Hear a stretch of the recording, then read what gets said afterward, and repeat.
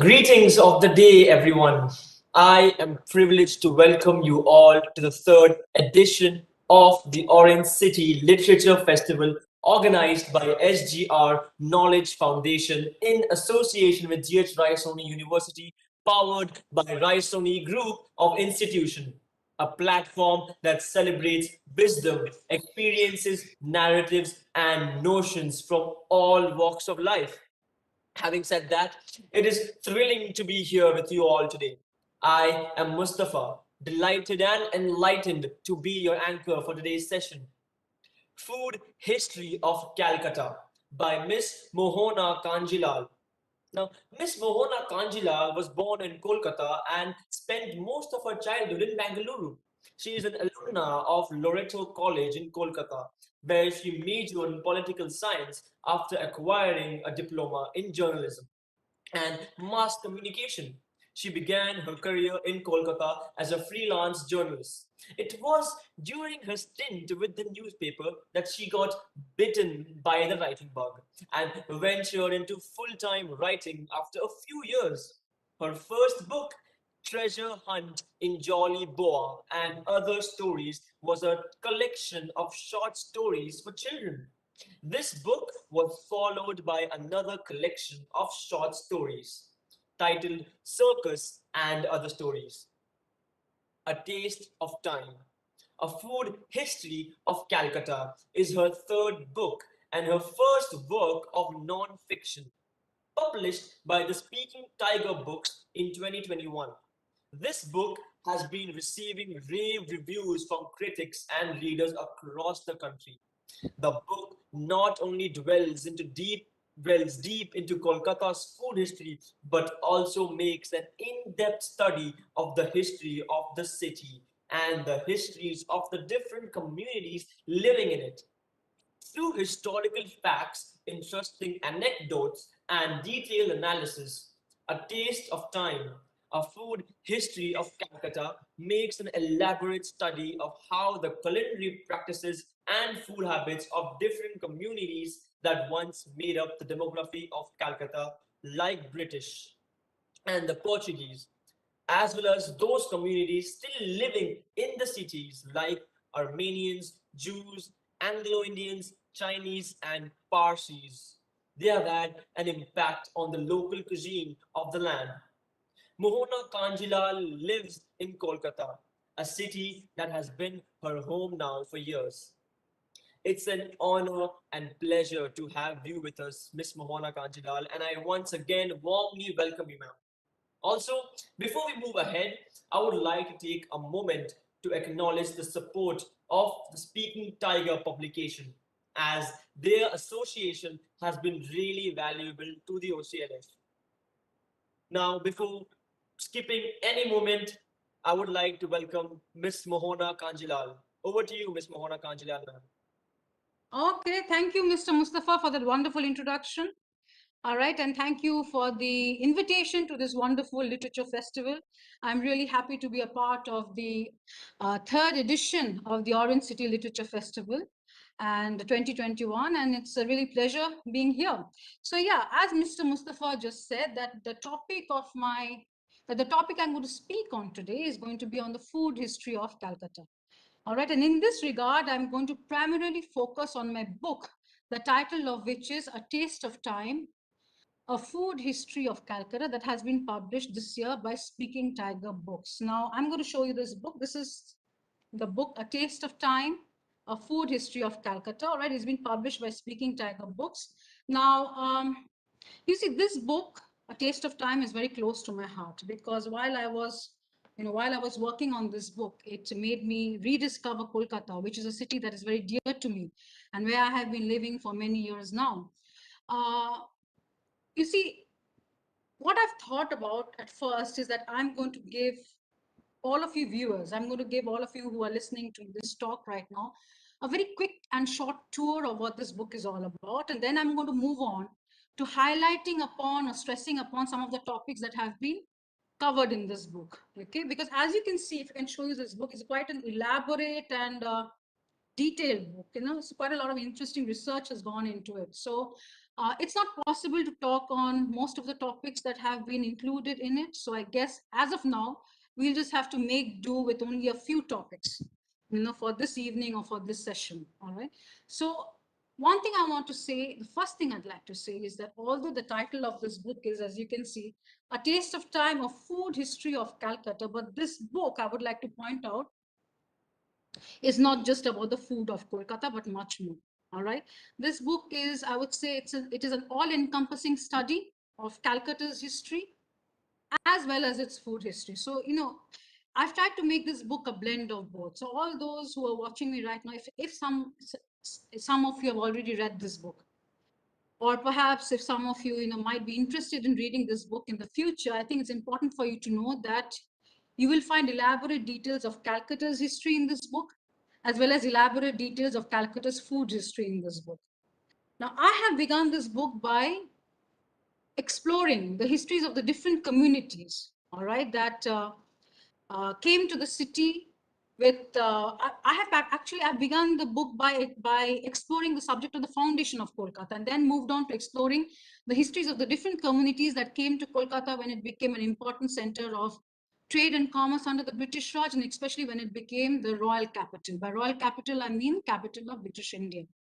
So, from the Europeans, Armenians, then Chinese, Parsis, Jews, to the, I would say, to the Marwaris, Gujaratis, Sindhis, Punjabi, South Indians, Biharis, Oriyas, the histories of each of these communities have been explored in the book. All right. Questions like what made them come to Kolkata in the first place?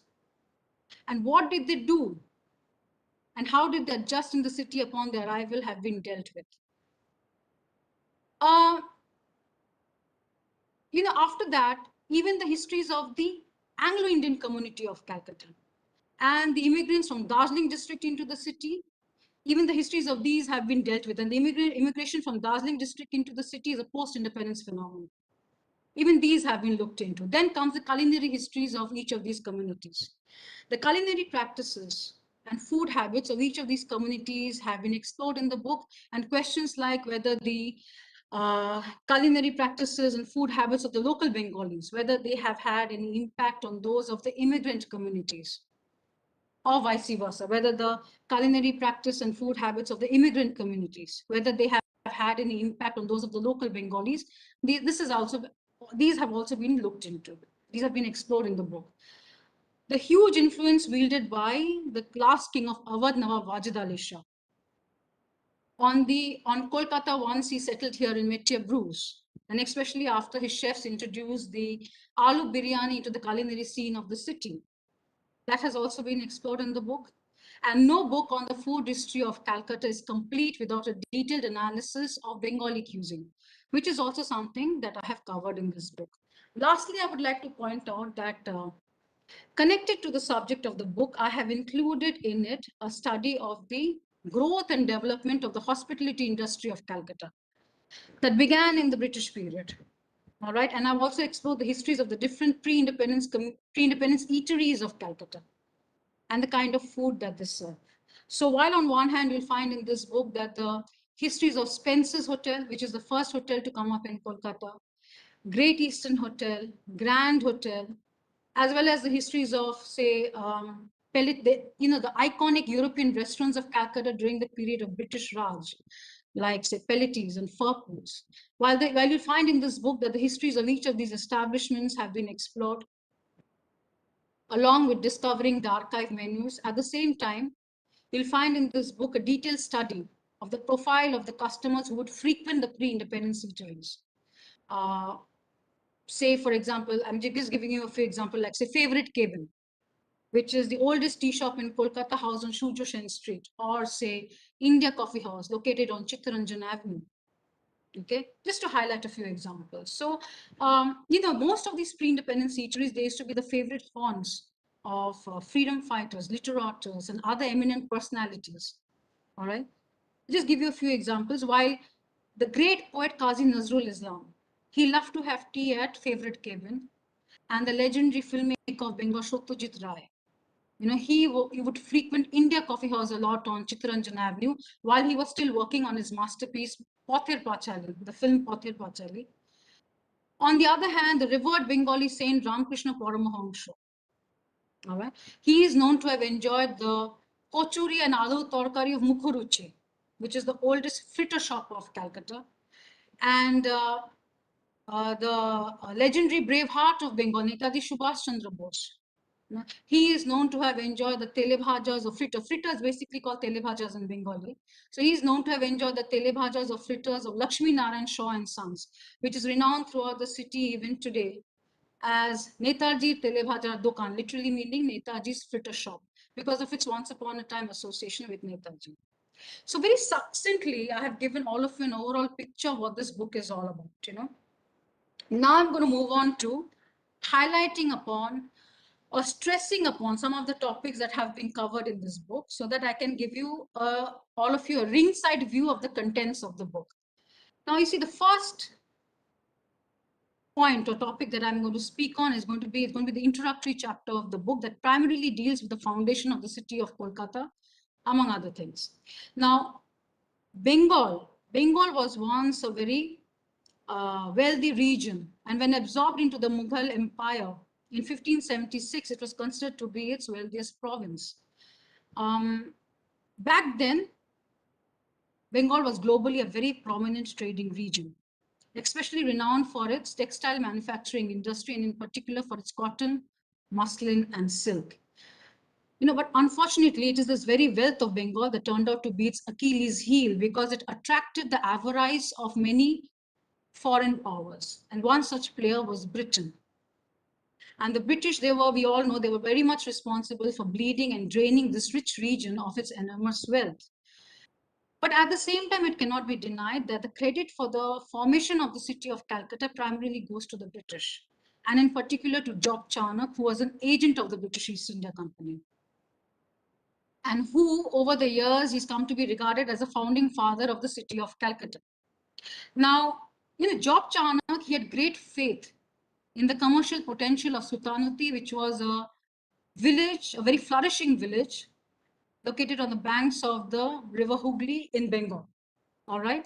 Now, it was a very important village in textile trade. It was quite an important village in textile trade. And Job Charnock, he was convinced that Sultanati would be the best place to establish the company's headquarters in Bengal. All right. And it was his relentless pursuit of this idea of his that ultimately won over the reluctant council of the British East India Company in Madras. And in March 1690, after the British had procured permission from Emperor Aurangzeb in Delhi to trade in the rich region of Bengal, that Job Charnock, he set sail for Sultanati from Madras. Okay, and on 24th August 1690, he landed near Neemtala Ghat in Sultanati, and upon landing, he's believed to have hoisted the British flag on the banks of the river Hooghly.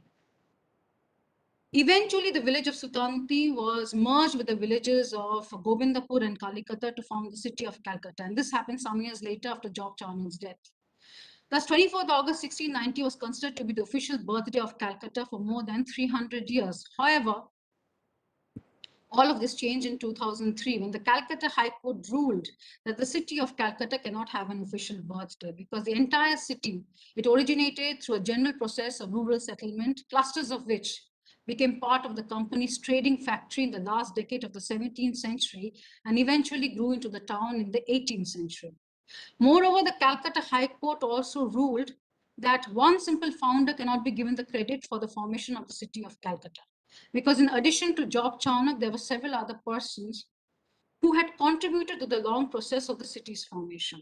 Now, I have, this case has been written about in a lot of elaborate details in the book. I have just given you a gist of this entire case, but I would like to just end this point by saying one last thing, that over the years, this case has come to be very famously known as the Calcutta birthday case. All right. Now, moving on to another topic in the book, that is, all this while I spoke a little bit of the history. Now, let me talk about the culinary history. Now, the British influence on the cuisine of the land has been a very, very strong one. All right. The British have been responsible for introducing certain food habits that have over the years come to be regarded as pillars of Calcutta's culinary culture. All right. One of the major contributions was the introduction of beverages to the Bengali table. Tea, coffee, and fresh fruit juices, which are today a fixed part of the average Bengali's breakfast spread, were actually an introduction made by the British. All right. The British also strongly influenced the foods that the Bengalis ate for breakfast by introducing typical preparations of, say, egg, sausage, bacon, and bread to the local palate.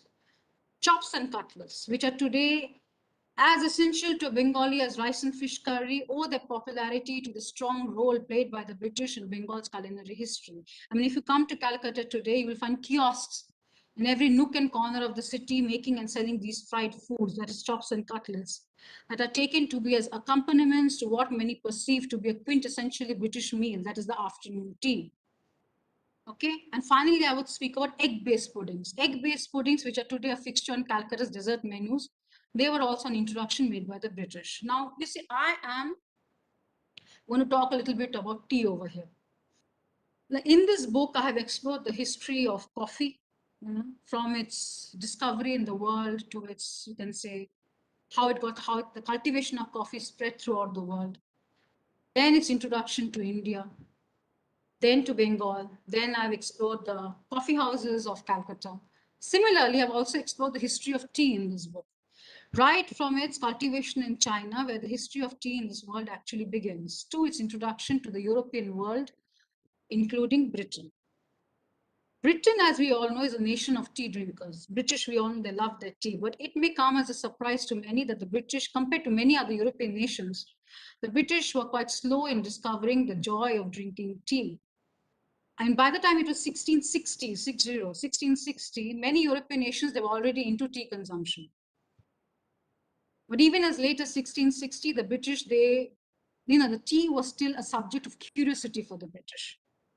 It was Catherine of Braganza, who was the daughter of King Juan IV of Portugal and wife of King Charles II, who introduced tea drinking in the English court because she was a tea addict. When she had arrived in England in 1662, she had brought with her, along with her immense dowry, sugar, spices, and a chest of tea. And from the English court, tea drinking spread to the, I would say, to the elite and upper class circle of British society. And for a very long time, tea remained confined as a drink of the wealthy, because it also has to be remembered that at that point of time, tea was a very expensive product. It was a very expensive beverage, it was heavily taxed.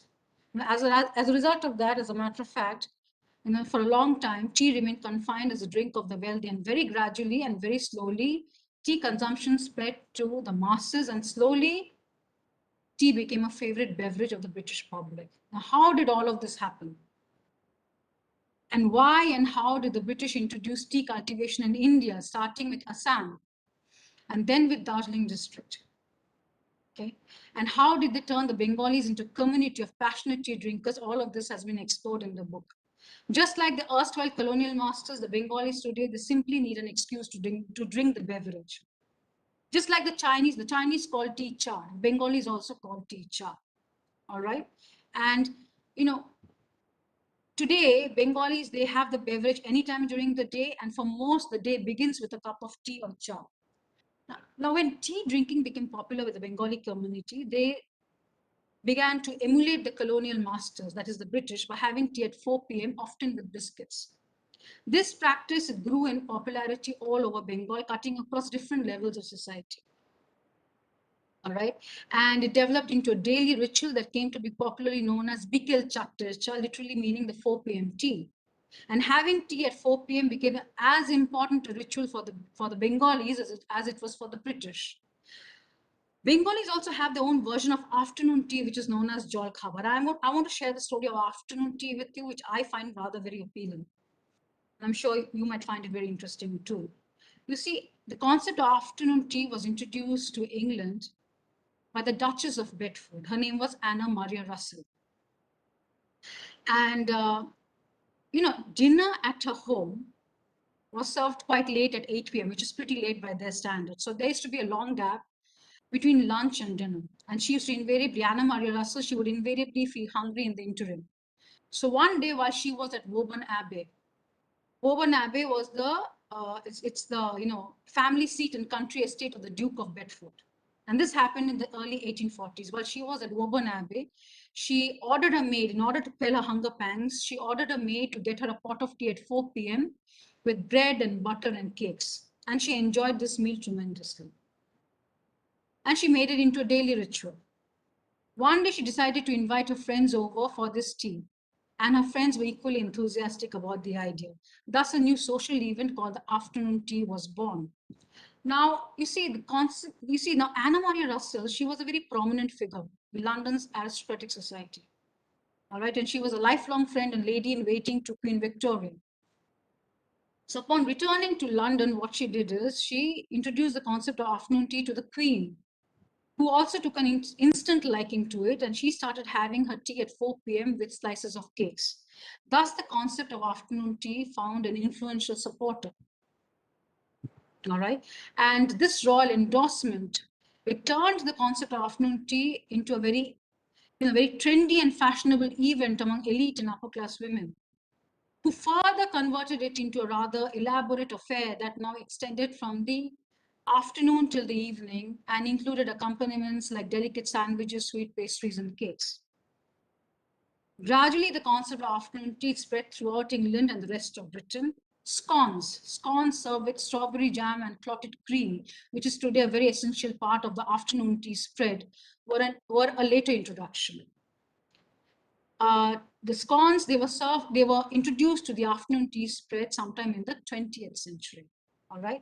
Now, Bengalis, the concept of the concept of jol khabar, it had always existed among the Bengalis. See, Bengalis, they also have the habit of having the dinner very late in the evening. There used to be a long gap between lunch and dinner. So they would have jol khabar or snacks. So jol khabar basically means snacks early in the evening in order to quell their hunger pangs. These snacks, obviously, at least at that point of time, did not include the delicate sandwiches, sweet pastries, and cakes, but more like the local varieties of sweets and savories, like say shandesh, which is a dry sweet made of chana. Chana is what you call chena in Hindi or kesan in English. In Bengali, it's called chana.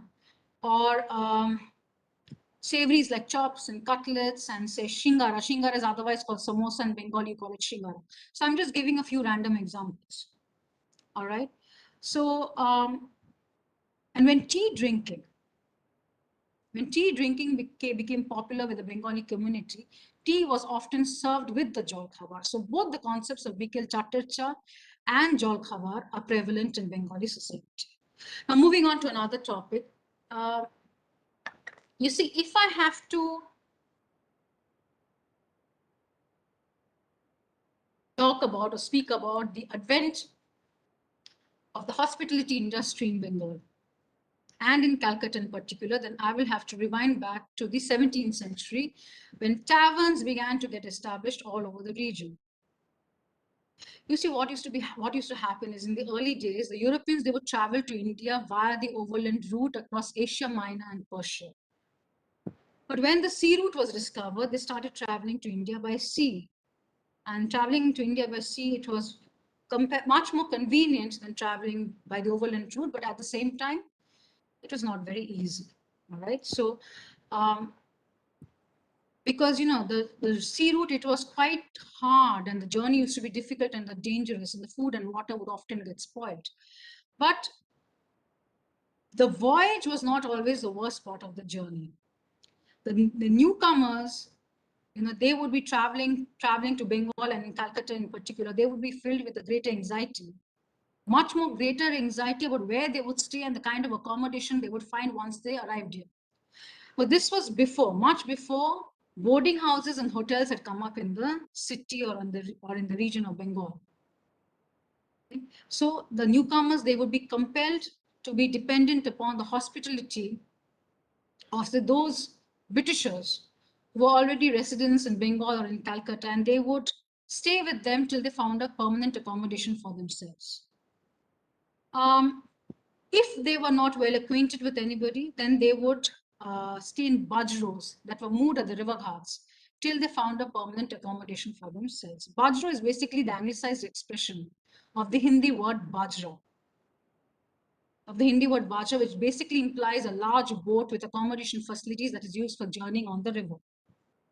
Now, so you can make out that in this scenario, the establishment of taverns by some enterprising Europeans in the 17th century came as a boon to these weary travelers. All right. Because you see, these taverns, they not only provided lodging facilities, they also provided food. They also offered food. And I can safely infer by saying one thing that continental cuisine first stepped out of the confines of the homes of the early European settlers and became commercially available in these taverns. All right, now with the development of the city of Calcutta, the establishment of taverns became more and more of a necessity.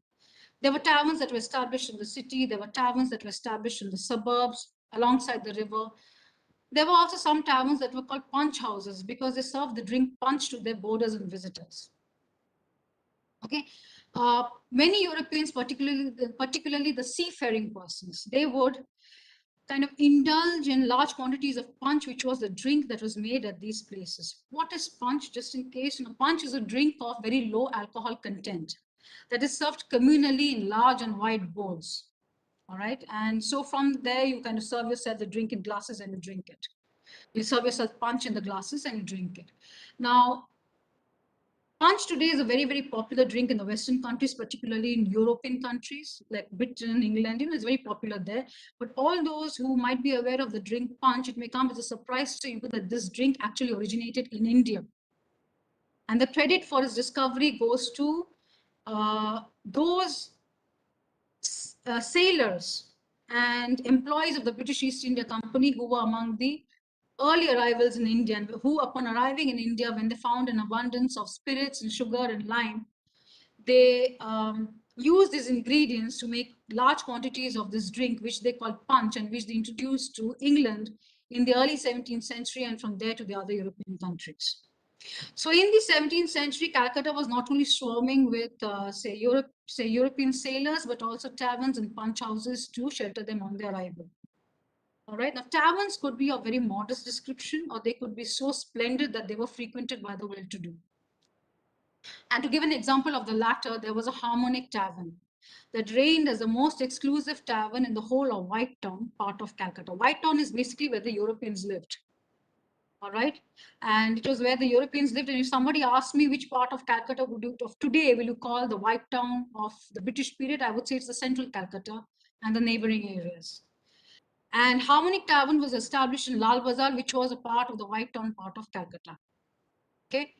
And it was reigned, as I said, it reigned as the most exclusive tavern in the whole of White Town. The best of British society gathered at this tavern. Mrs. Warren Hastings was its patron.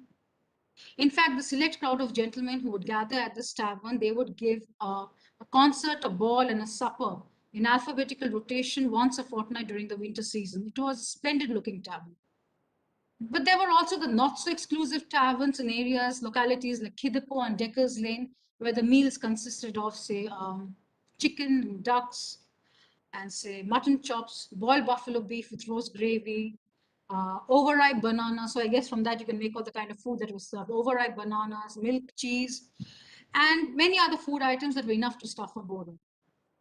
Okay, so yeah, so in many ways, the establishment of taverns by some enterprising Europeans in the 17th century kind of laid the foundation of the hospitality industry in Bengal and in Calcutta in particular, and paved the way for boarding houses, hotels, and eateries to come up in the city and in the region. And this started happening from the 1800s. Okay. Now, moving on, I would like to talk about another topic, that there has been another tremendous influence on Bengali cuisine, and that is the Portuguese influence. The Portuguese influence has been huge. You see, the Portuguese, they were the first Europeans to establish themselves in the region of Bengal thanks to the mastery over the sea routes. Now, we all know that it was the Portuguese explorer Vasco da Gama who arrived at the port of Calicut in 1498 on the Malabar coast. All right, but much after that, sometime in the 1500s, the Portuguese, they began to make the inroads into Bengal.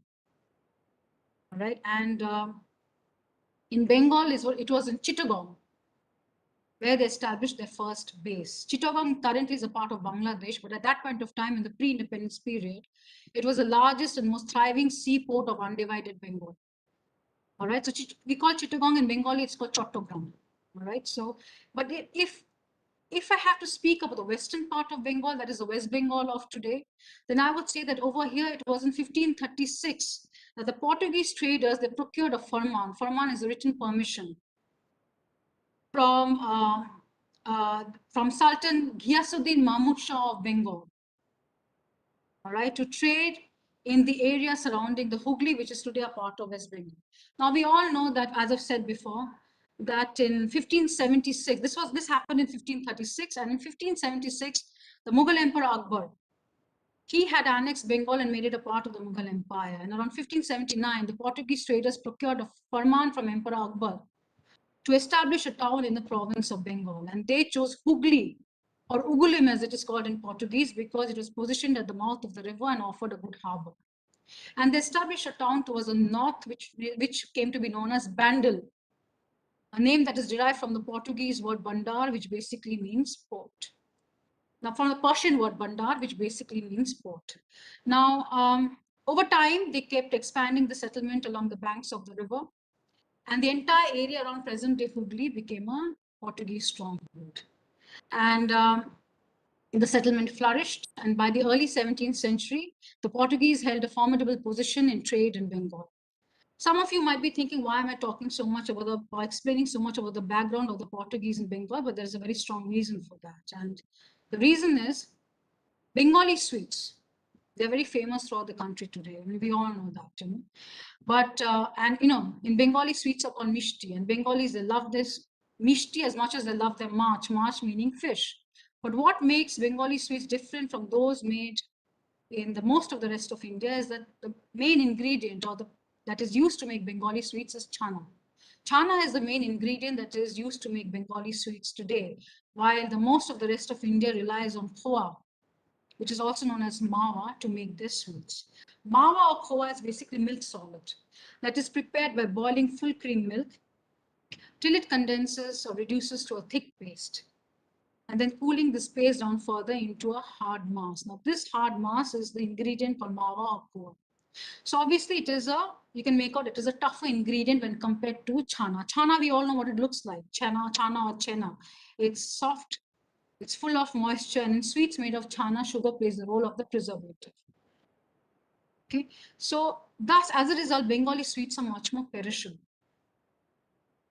Okay, but contrary to the popular belief that chana is the invention of the Bengali moira. Moira is a term used in Bengali that means sweet maker or confectioner. So contrary to the popular belief that chana is the invention of the Bengali moira, this ingredient actually has its roots in Portuguese cooking.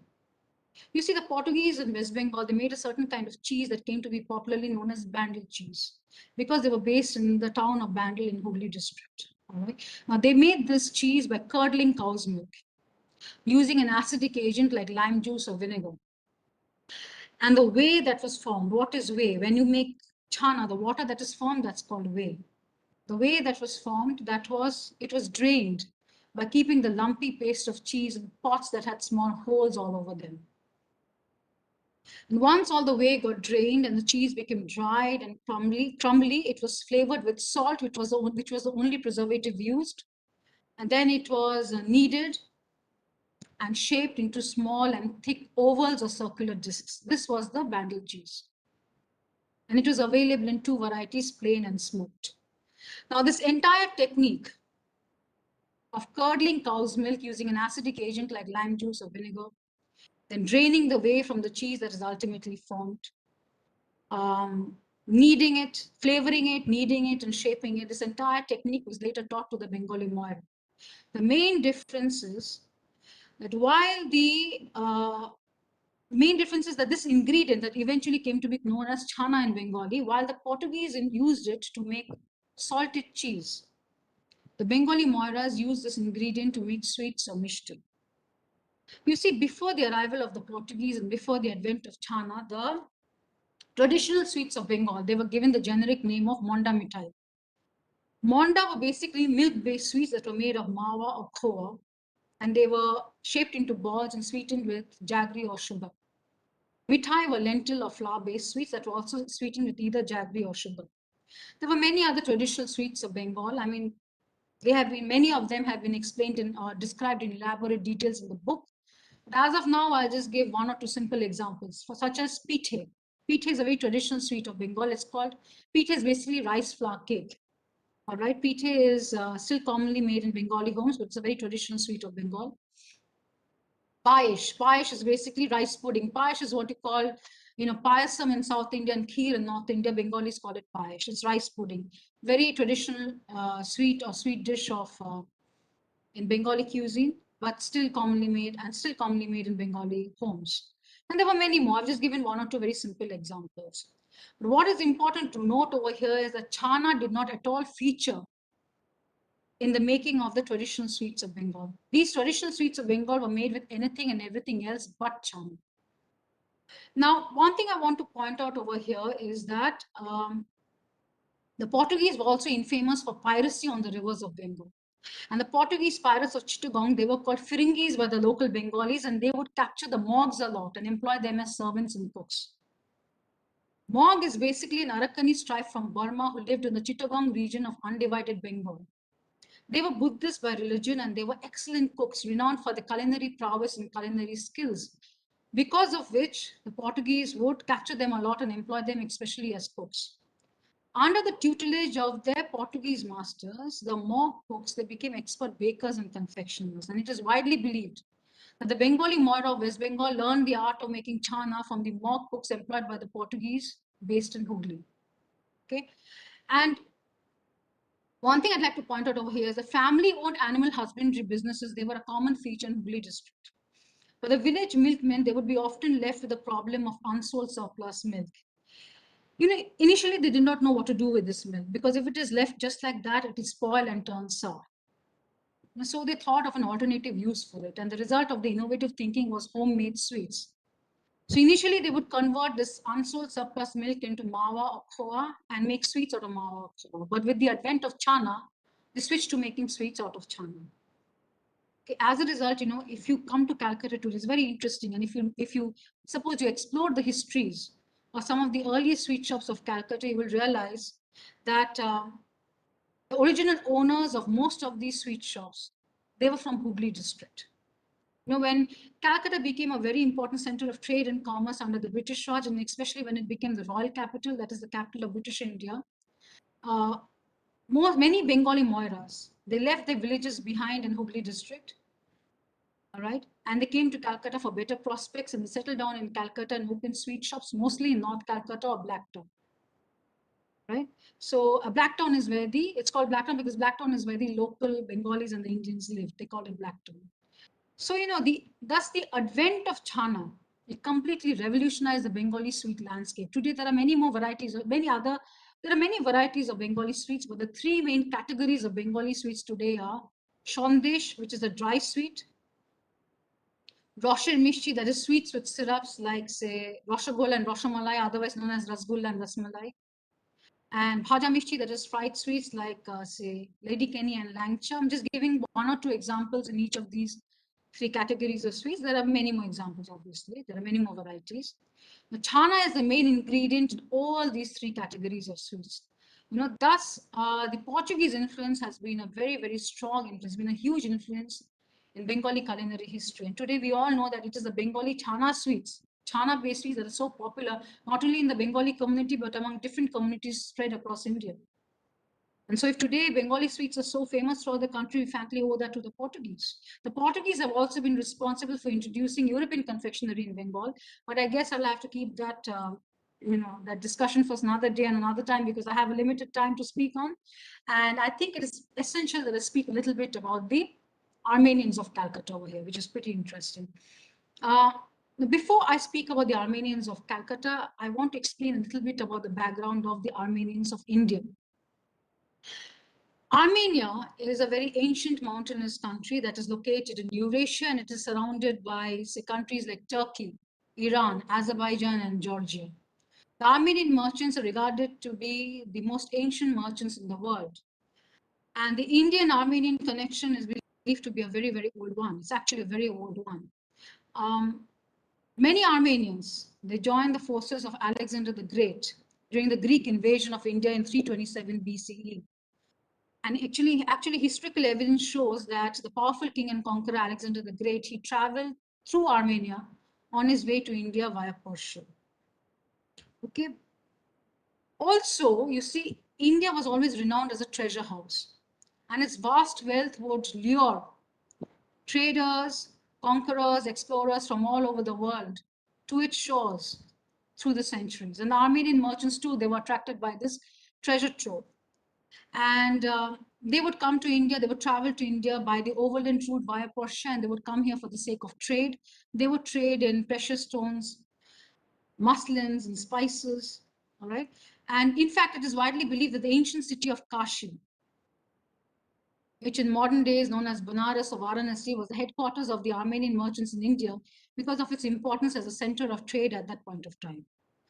But what is interesting to note is that the Armenians, their interest in India had always been purely commercial in nature. They never harbored or did not harbor any colonial or political ambitions about India, unlike many nations or many foreign powers that would reach the Indian shores in the future. As a matter of fact, at that point of time, the absence of any foreign commercial player, I would say, in the emporiums and bazaars of India enabled the Armenian merchants to monopolize a large portion of the export trade. Also, there was a huge influx of Armenians into India during Emperor Akbar's reign. You see, pomp and splendor defined the Mughal courts, especially during Emperor Akbar's reign. And the commercial prosperity of his kingdom was a byword all over the world. And this attracted traders to his kingdom for the sake of trade for years. And the Armenian merchants too, they were attracted to his imperial capital, which was Agra, for the sake of trade. But one thing it must be remembered, that the Armenian merchants, they were like itinerant traders. They would come to India, trade, and go back. They never settled down here permanently. Right? Perhaps they had temporary residences. They would come to India, trade for the sake of trade, stay in these temporary residences, and go back. But Armenian merchants, they first started settling down in India permanently on Emperor Akbar's invitation, and this happened in the 16th century. Right? The Emperor Akbar, he was a very judicious king. And he knew that he was well aware of the very honest and hardworking ways of the Armenian merchants and of the shrewd business sense. And he hoped that if the Armenian merchants, they would come and settle down in his kingdom, rather than merely passing through it, they would be instrumental in improving the trade in his kingdom. So Armenian merchants first started coming and settling down in India, starting with Agra in the 16th century. And from Agra in the 16th century, the commercial interest drove them to other parts of the country wherever they saw prospect of trade and profit. So between the 16th and 17th centuries, permanent settlements of Armenians began emerging in many places in India, including Bengal. All right.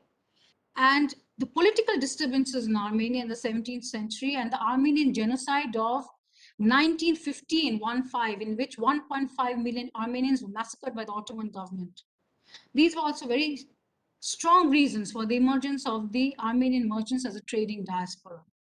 The Armenians in Calcutta, the Armenian settlers in Calcutta, they had left behind politically disturbed homes and come in search of peaceful places to conduct trade. Now, if I have to talk about the Armenians of Calcutta, I would like to point out one thing, that during the period of settlement in Calcutta, the Armenians, the Armenians are very hardworking people. So they gradually and slowly established themselves as a very prosperous and flourishing community. Generally, they were traders by profession, but many members of the community, they gradually ventured into other services as well as service-oriented professions, as well as other businesses, like say, like in the hospitality and the real estate sectors. In fact, the Armenians have been responsible for gifting Calcutta some of its best hotels. And if I have to take an example, I'll take the example of the splendid Grand Hotel, whose original owner was Armenian real estate baron Aratum Stephen. Today, the Grand Hotel, eventually it was taken over by the Oberoi Group, and now it's known as the Oberoi Grand, and it's one of the finest hotels of Calcutta. The Armenians have also been responsible for gifting uh, Calcutta some of its most impressive buildings, like the magnificent Nizam Palace on Lower Circular Road, which is also known as, today it's known as AGC Bose Road or Acharya Jagdish Chandra Bose Road. I mean, Calcuttans are very well aware of Nizam Palace. It's a magnificent building. Eventually, it was taken over by the Indian government and converted into a government complex.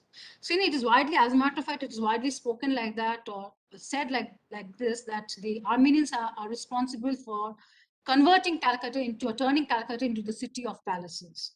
Even Park Street, which is today the most happening place in the city, there was a point of time that Park Street was uncharitably named the Burial Ground Road, because the entire road, the entire stretch was a wasteland used for carrying corpses to the cemeteries nearby. Right?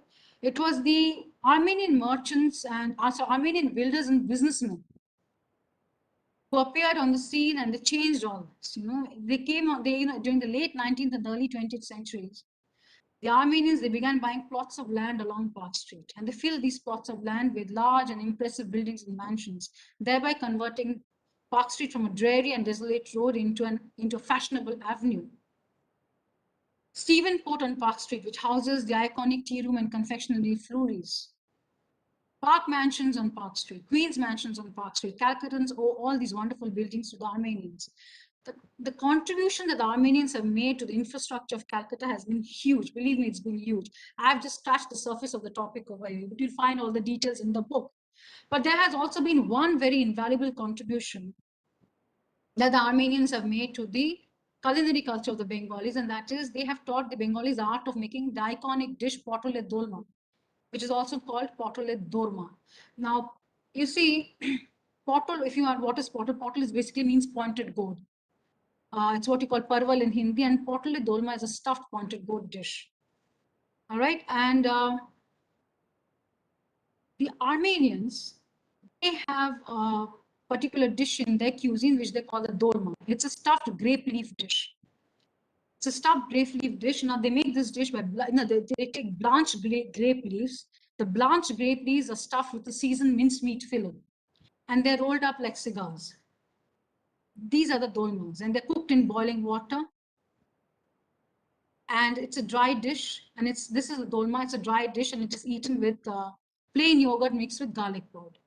But upon relocating to Calcutta, the Armenians, they found it difficult to find grapevine leaves over here. So they adjusted by using cabbage leaves or potol for stuffing instead. And it is widely believed, as I said before, that the Bengalis learned the art of making potole dolma from the Armenians. Today, potole dolma is a very iconic dish, a festive dish, or even call it a celebratory dish in Bengali cuisine. This entire technique of hollowing the pointed gourd and stuffing it with fillings of one's choice, like say, stuffing it with fillings of one's choice. This entire technique was taught to the Bengalis by the Armenians. Bengalis made their own version of potole dolma. See, the Armenians, they generally stuff the grape leaf with, or they made dolmas with either grape leaf, cabbage leaves, potol, whatever, with the stuffing was of lamb. But Bengalis, they made their own version of potole dolma, and they stuffed the pointed gourds with, say, non-vegetarian fillings like fish meat, shrimps, or say minced meat like chicken or mutton, especially chicken or mutton, and vegetarian fillings like, say, mashed potatoes, crumbled cottage cheese, chana.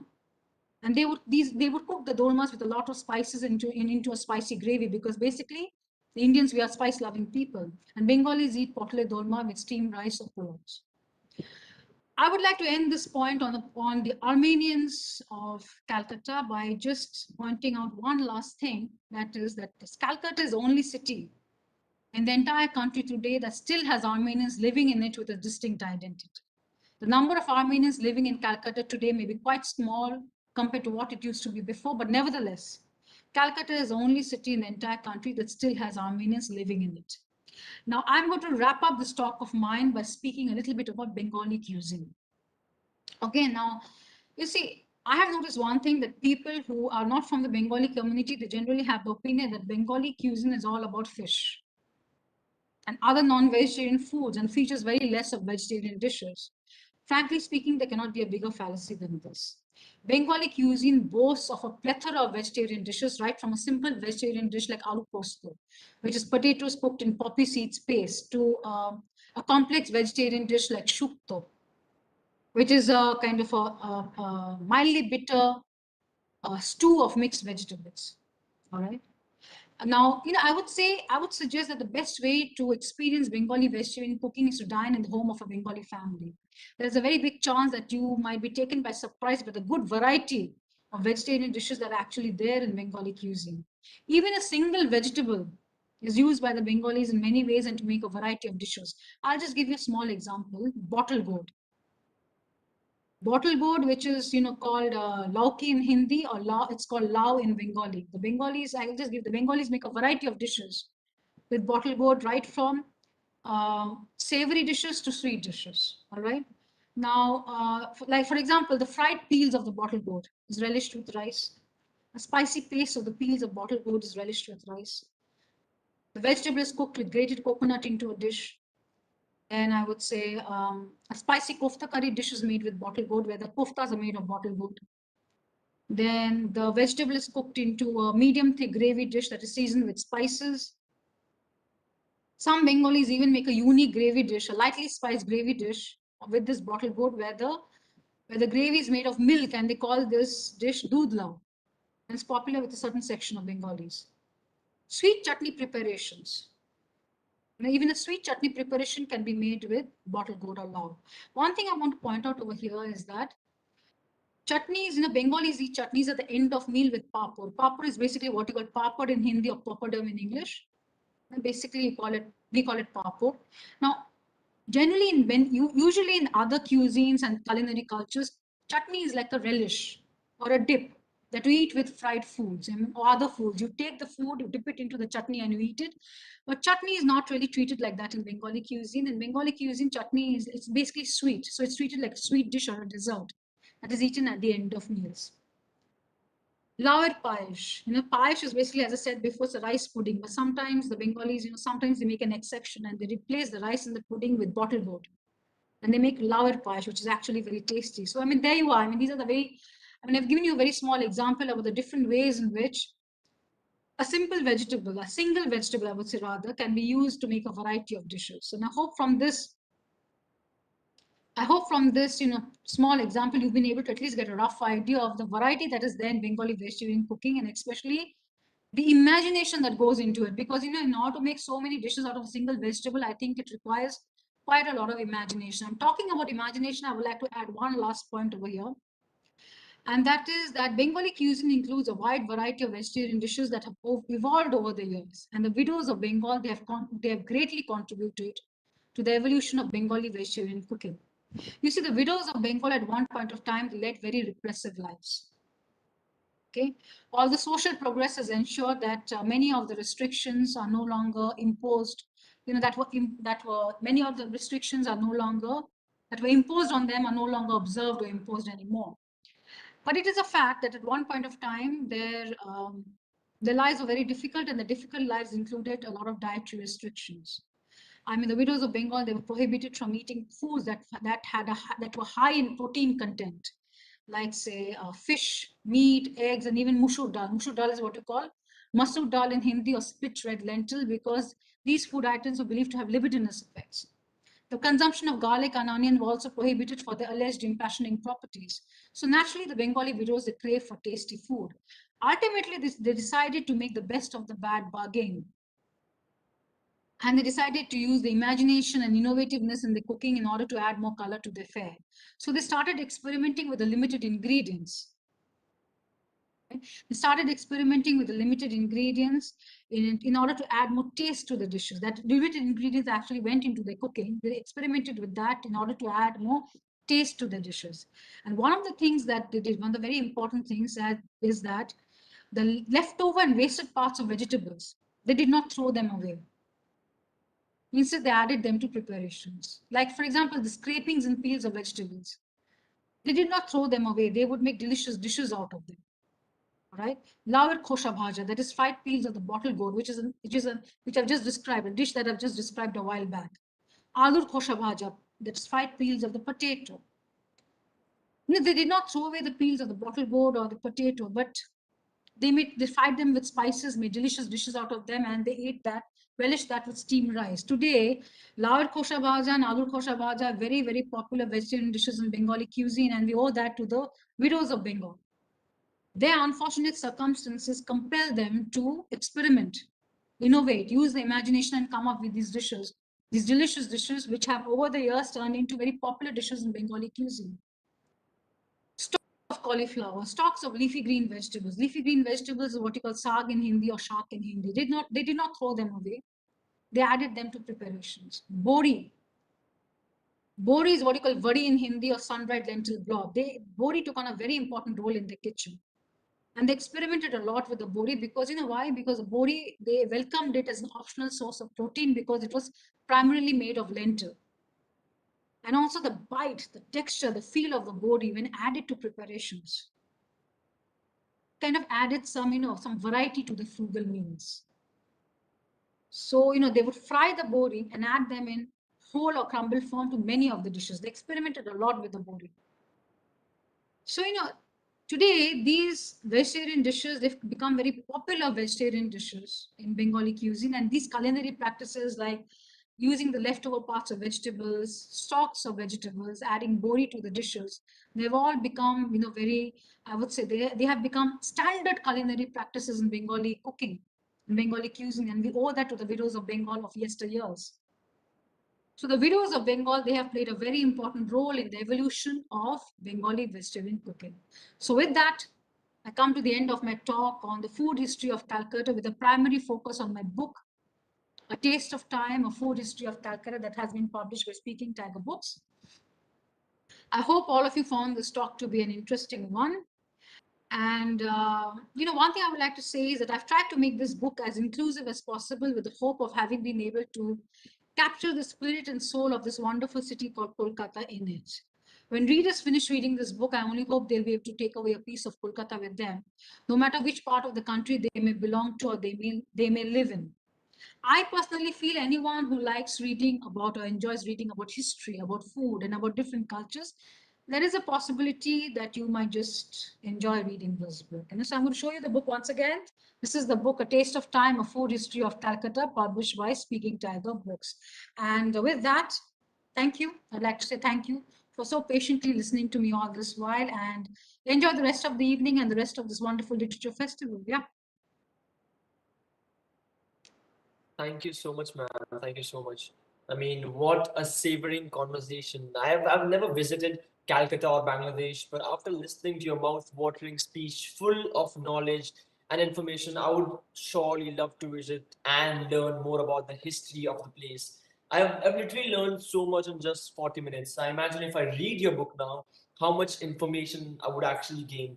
Just like every food needs a perfect blend of spices to enhance its flavor, your book has the perfect blend of knowledge and facts about Calcutta and Bangladesh and different parts of the country and its cuisine and the history of the place. At the outset, I would really like to thank Miss Mohona Kanjilal for joining us today. We wish to hear you again and be equally enlightened as we all are.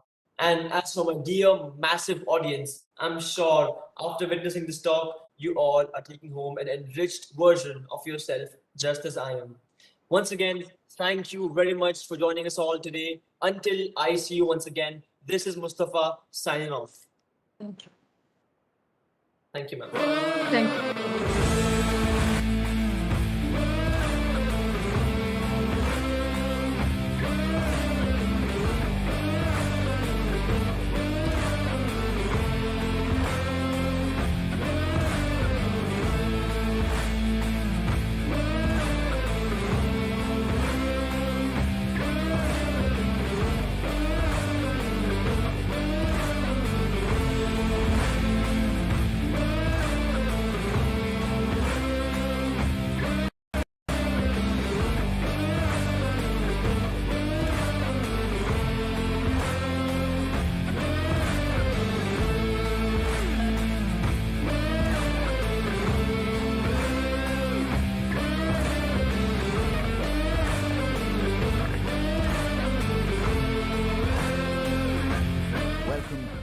Raisoni Group, a vision beyond.